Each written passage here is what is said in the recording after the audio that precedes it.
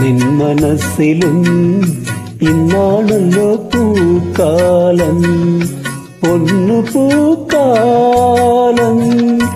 അഷ്ടമുടിക്കായലിലെ അന്നനടത്തോണിയിലെ ചിന്നക്കിളി ചിങ്കാരക്കിളി, ചൊല്ലുവോ എന്നെ നിനക്കിഷ്ടമാണോ, ഇഷ്ടമാണോ? ആ